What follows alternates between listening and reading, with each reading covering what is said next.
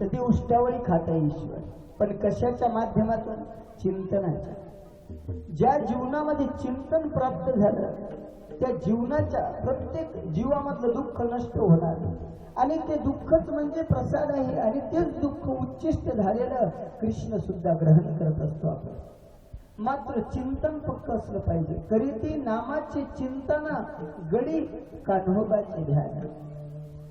जीव ज्यावेळेस चिंतन करतो हरिनामाचं तर त्यामध्ये खंडन नसलं पाहिजे, अखंडता असली पाहिजे.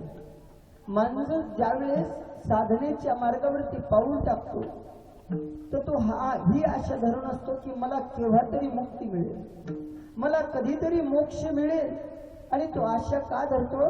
कारण चिंतन त्याचं शाश्वत असते म्हणून. साधक ज्यावेळेस साधनेच्या मार्गावरती पाऊल टाकून निघाला त्यावेळेस सद्गुरूच्या माध्यमातून चिंतन रूपी सिद्धी आणि चिंतन रूपी साधना त्याच्या जीवनामध्ये आल्यानंतर तो एकच तत्वाने विचार करतो की या चिंतनाच्या माध्यमातून हे चिंतन कधी तुटायला नको. कारण इथं विस्तृत करून सांगितलं तुकोबारायांनी सुद्धा, चिंतन कसं केलं हे महत्वाचं नाही, चिंतन किती केलं हे महत्वाचं आहे.